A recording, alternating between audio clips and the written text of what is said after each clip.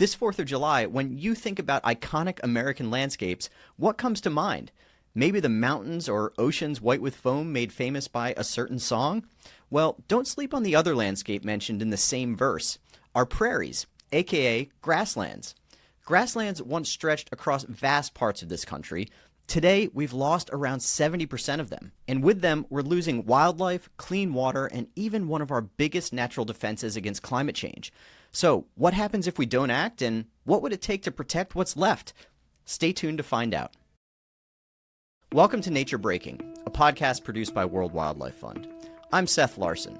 As the United States gets ready to celebrate the 250th anniversary of the Declaration of Independence, there's no shortage of reflection about the landscapes, history, and ideals that have shaped this country. We often celebrate soaring mountains, dense forests, and coastal shorelines, but there's another American landscape that's just as foundational: our grasslands. From tallgrass prairies to sweeping shortgrass plains, grasslands have helped define the American experience. They supported indigenous cultures for millennia, fueled westward expansion, and today underpin rural economies, wildlife habitat, and some of the most productive soils on Earth. They also store vast amounts of carbon underground, helping to stabilize the climate. And they absorb and filter water like a giant sponge, providing clean drinking water for millions of people.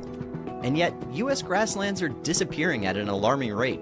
Millions of acres have been plowed under in recent decades, with serious consequences for wildlife, water, climate resilience, and the communities tied to those lands. So today, as we mark this moment in our nation's history, we're asking a forward-looking question. What does it mean to conserve America's grasslands for the next 250 years? I'll be joined by Martha Kaufman, WWF's Vice President for the Great Plains. Martha is stepping down from her role after nearly 2 decades of leadership, so I'm glad we'll get to hear her insights before she heads off to her next adventure. Before we begin, don't forget to subscribe to Nature Breaking on YouTube, Apple Podcasts, or wherever you listen. And if you have ideas for future episodes, shoot us an email at naturebreaking@wwfus.org. Thanks for listening, and here's my conversation with Martha. Okay, Martha Kaufman, I am so excited to have you here today. Welcome to Nature Breaking. Thank you, Seth. It's great to be here. So in my intro to this episode, I just talked about some of the reasons that grasslands are so important and foundational to this continent and to our country. But I want to start by hearing why grasslands are important to you and why they hold a special place in your heart. Great. I moved to Montana. I'm originally a Californian. I moved to Montana in 1993. With my husband and 2 small children. Our daughters were 3 and 4. Mm-hmm. And I moved there because my husband and I love the mountains, and we wanted to raise our kids closer to nature. Uh-huh. I then got into doing stream restoration work and started working in the prairie. Mm-hmm. And I just fell in love with the grasslands. And there's a wonderful saying that to love the mountains, all you have to do is open your eyes. To love the prairie, you have to open your soul. So it's a subtler landscape, but it's the enormity of it and the scale of it really makes you feel small and part of nature and part of something bigger. Yeah. And it really needs to be experienced. It's very hard to explain. Yeah.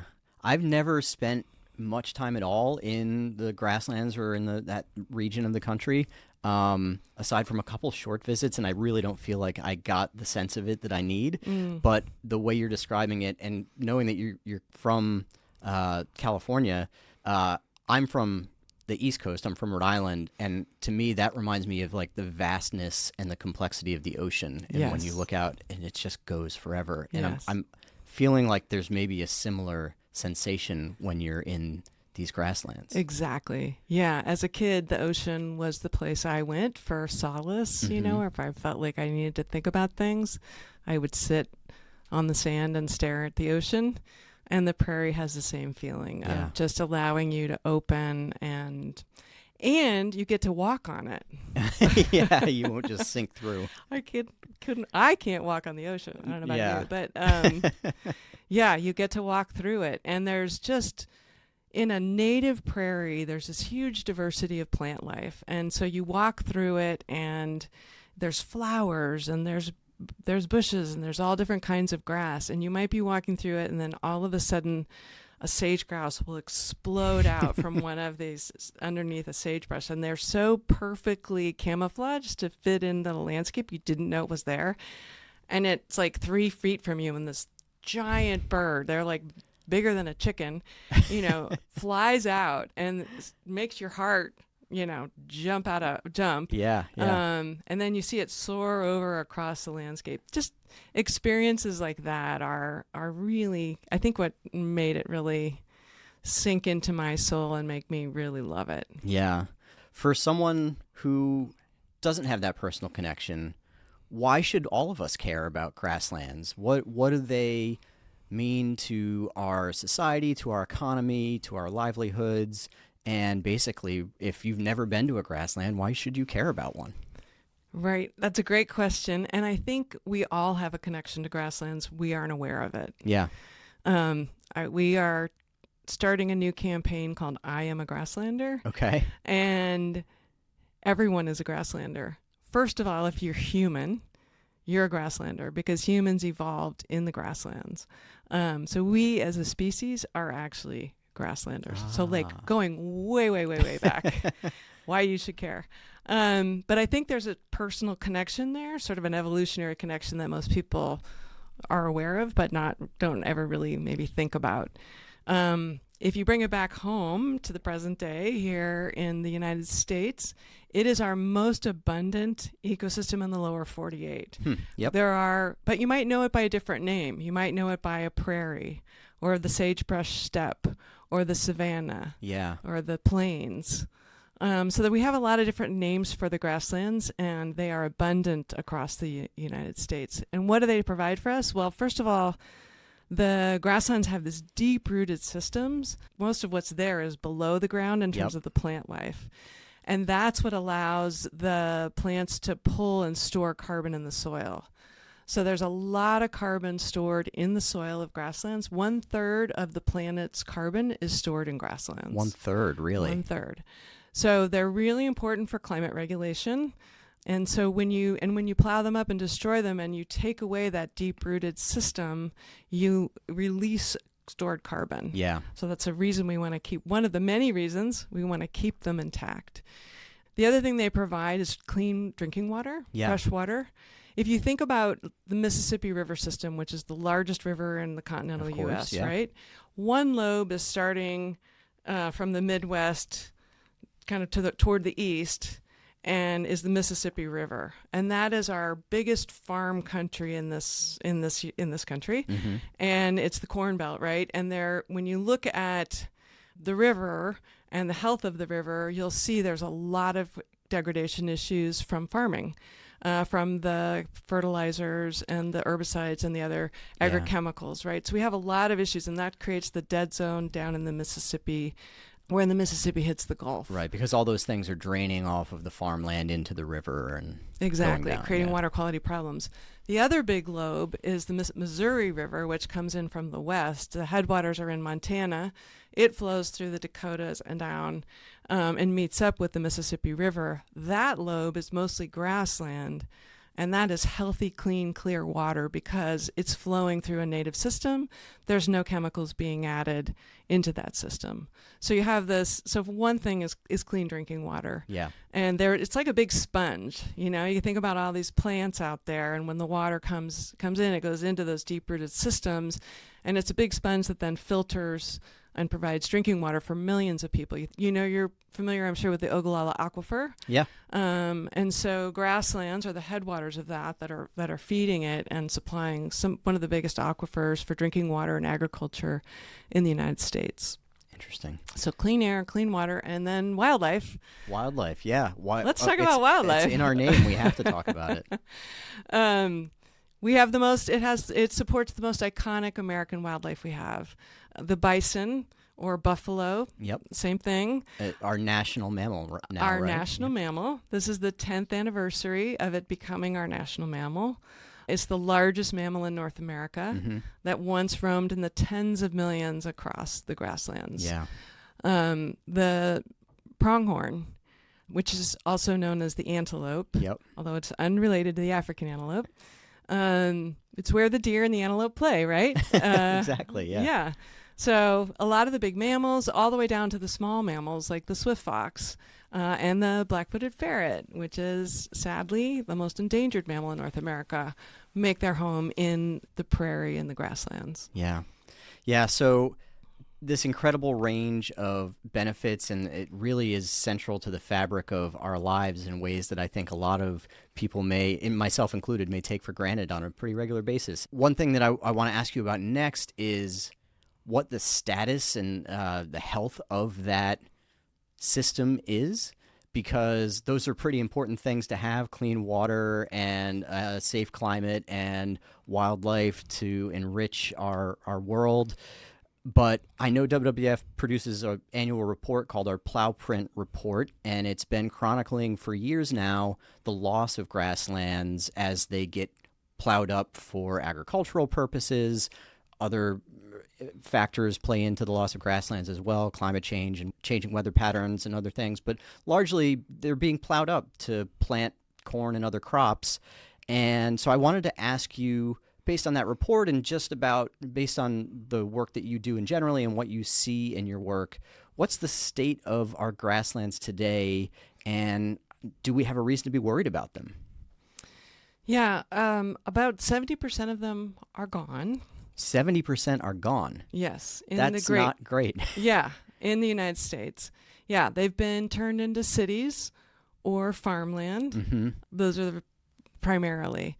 The tall grass prairie is 99% gone because that's really where it's the wetter area that had the better soils, and that's really where our farming is. And we need the food grown in the United States. Of course. No argument about that. The grasslands that are left tend to be in the drier, more arid part, and so that's more of the shortgrass prairie. And those are less fertile soils. Okay. So turning them into farmland isn't the best and highest use because they're not going to be productive.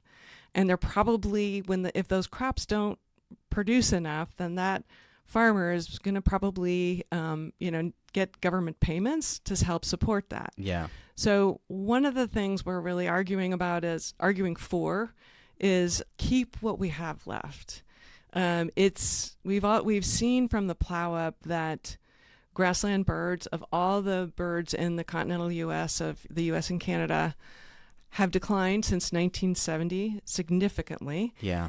Grassland birds have done the worst. Wow. 50%, in my lifetime, 50% of the populations of grassland birds have disappeared. Wow. Yeah. So that's because of habitat loss. So the state of the grasslands is fragile.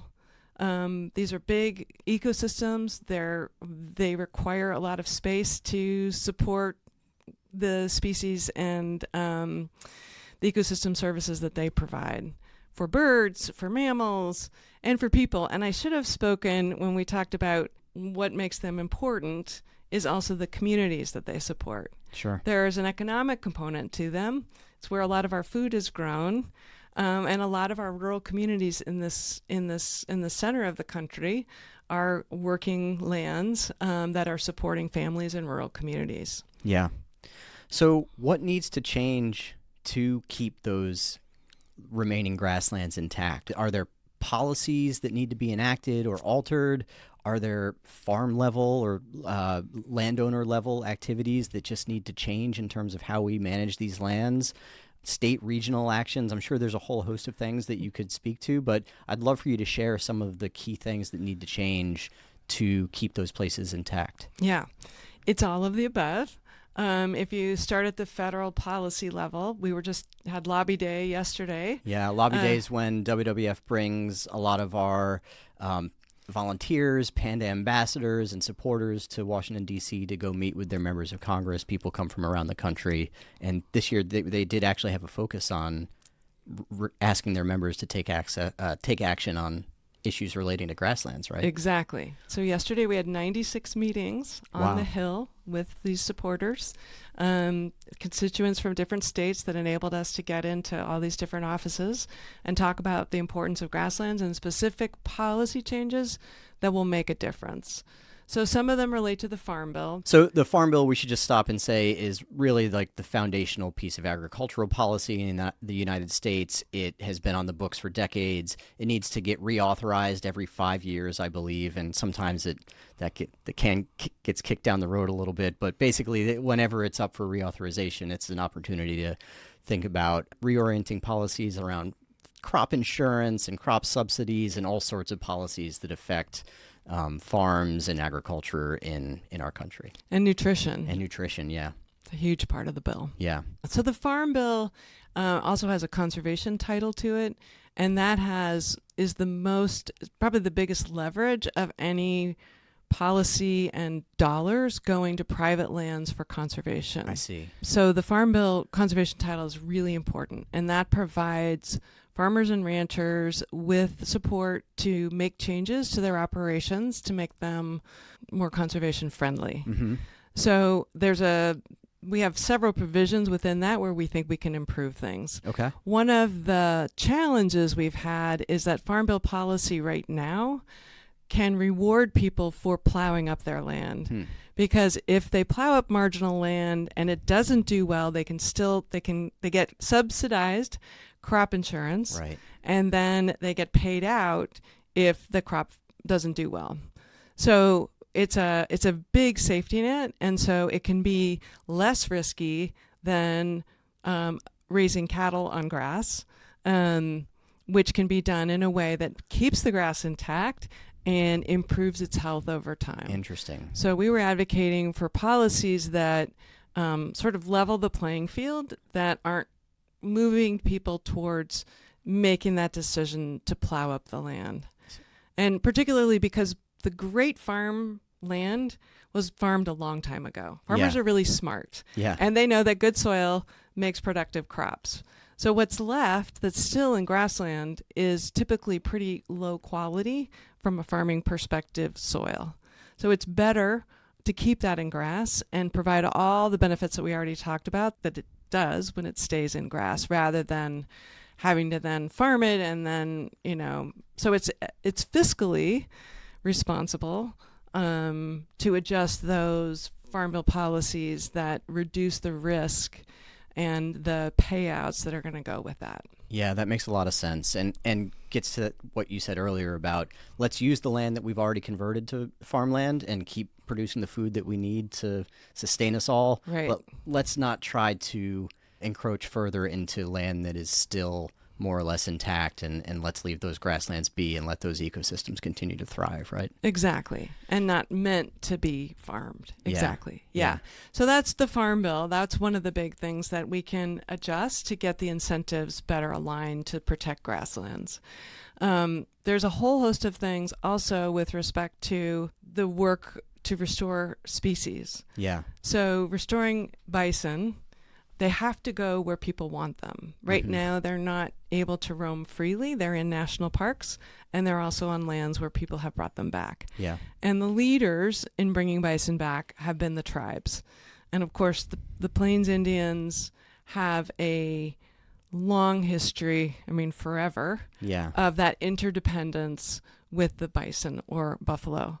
So providing better support to the tribes to bring buffalo back makes a ton of sense in terms of the restoration of the land, the health of the land, and the health of the people who really see this interdependence from so many different angles.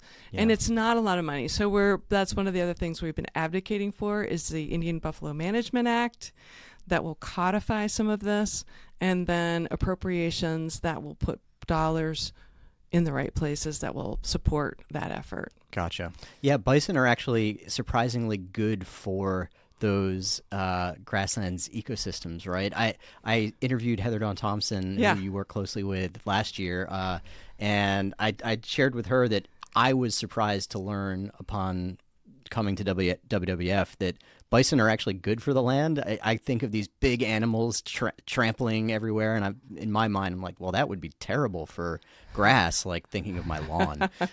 But actually, their habits and the way that they exist in their ecosystem is actually very good for the lands, and it makes sense because they evolved together, the land and those animals. Right.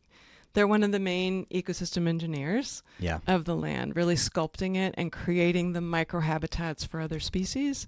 Their hoof action is important. Their wallowing behavior is important. The way they move all contributes to creating a more diverse plant system as well. Because they're on limited areas right now, they also, though, you could have too many animals on too little land is not going to end well for anybody. Sure. And so cattle have largely replaced the bison, but the grasses of the Great Plains evolved with bison as their grazer. And to be healthy, they need to be grazed. And right now, cows have really replaced bison in playing that role as a grazer. So WWF has a program working with ranchers to help them adopt more regenerative grazing practices. Oh, interesting. That really mimics the way the bison graze the lands and doing that with the cattle. Gotcha. So some of those Farm Bill programs support that, and that's some of the policies that we've been advocating for, is to help improve the quality of the land by improving the way that the animals are managed. Gotcha. And then I would say the third one on the federal level, I can't leave out the black-footed ferret. Yeah. Black-footed ferrets, as I mentioned earlier, are the most endangered mammal in North America. Yeah. And there's only 300 in the wild right now today, which is hard to even wrap your head around. Yeah. And the efforts to keep them from going extinct are due to a lot of partners pulling their weight together, including the federal government, including tribes, including zoos, and NGOs like WWF. The federal government has a responsibility with animals that are on the endangered species list to help them in their recovery. So the black-footed ferrets have had very minimal funding for the field component of restoration. There's a lot of amazing work that goes into captive breeding programs with the federal government and with the zoos, which enables ferrets to be put out in the wild annually to sites that are ready to host and support them. Gotcha. But those sites are at risk of being decimated by the sylvatic plague, which is a non-native disease that wipes out all the prairie dogs, which the ferrets require to eat to stay alive. So we have been asking the federal government to put more resources towards protecting the sites where black-footed ferrets have been reintroduced. And that will go a long way. It doesn't take a lot of money, and it would go a long way. So that's another one of our federal policy or appropriations asks that was what we've been talking about. Yeah. And prairie dogs are another one of those species that actually have multiple benefits to the prairie ecosystem, right? Because the holes they dig, they become homes for the black-footed ferrets that eat the prairie dogs, but those holes also provide shelter for other species, and it kind of creates this whole web of life, right? So we want to see all those animals doing well and getting that support. Exactly. It's not just about the ferret. So there's three big ecosystem engineers that we're focused on: the bison, the prairie dog, which provides the habitat for ferrets and many, many other species, as you said, and the beaver. Yes. Which have been eradicated largely, and the landscape was so fundamentally different when it was populated with beaver. Yeah. So we have programs that are restoring beaver and beaver habitat in the Great Plains that we're really excited about. That's kind of a growing part of our program. I love that. So I'm hearing there's a number of things that can be done that need to be done to keep our grasslands ecosystems working. There's a number of federal policies that can be enacted or altered. There are things that landowners can do either on their own or in support with the federal government or with organizations like WWF, and there are things we can do to help these ecosystems. I know indigenous communities have been really important stewards of these grasslands long before there was ever a United States that called this continent home. And in fact, tribal grasslands remain among the most intact in the region even to this day. So talk about that for a minute. And what should the conservation movement in this country take away from the success that Indigenous communities have had, and what can we learn from them? Some of the largest land reservations are in the Great Plains. And so that is where large intact grasslands still remain. There is so much knowledge there that is held by those communities, particularly I would say about the grasses and the plants themselves. Sure. And the value that they provide to people, to humans, medicines, and ways of, they were burning prairie way back before it became popular among conservationists to start to do some controlled burns and fires in the prairie to keep it. Fire and grazing are the two main disturbances that really created prairies in the way that we know them today. So, yeah, how to manage, how to live with them. The bison and the prairie dog also have this interaction where prairie dogs will eat the grass short, and then the new grass that comes up is very high in protein, so the bison will come and graze on prairie dog towns because it's this high protein area. So and that's only a teeny bit of knowledge I don't carry, but the Indigenous people of the grasslands do carry. And I think there's so much more there that needs to be supported and recognized and listened to than we have to date. Yeah. Well said. I noted in my intro that you will be stepping down from your role soon at WWF after something like 20 years of leadership. And I wanted to ask, while I have you here today, if you have a favorite memory or accomplishment from your time here. I think the thing, this gets me choked up. I think the thing, sorry, it's really hard to take your time. The thing I'm most proud of is probably two things. One, I guess it's related to people. One is the team who we have. Amazing people. Everyone is so dedicated, works so hard, and is very respectful of the communities we work with. Yeah. And I would say that would be the second thing, is that this program has come along to where, and as WWF has, I would say globally, to recognizing that our work to be durable and successful and respectful needs to support the local people and the communities that are stewarding that land. And that's been a big, big shift. And I'm so happy that we're here in this place now where we're working alongside and supporting the visions and the hopes and the dreams of the local people, as opposed to, our idea of what good looks like from a conservation perspective. Yeah. Thank you for sharing that, Martha. I really appreciate that. And I think that's profoundly important. And I know it's something that you have been personally very involved with and played an important role in getting us to that point, right? Well, and again, it's with the team who's on the ground really building those relationships and building that trust. When I started, there was not a lot of trust in the panda. Yeah. And it's still hard won. But it's what enables us to do the effective work that we do. Yeah. Well, as we're sitting here and reflecting on all of that and all of your time here, my last question is, as we're reflecting on your career, but as also our country, the United States, is getting ready to reflect on the 250th anniversary of our independence, what's your advice to future generations of conservationists to make sure that our grasslands are still there 250 years from now? I think we should be proud of them. I think we should be as excited and proud and protective of our grasslands as we are of other ecosystems. I have seen where Americans really sort of glorify the exotic grasslands of the savannas of Africa Mm-hmm.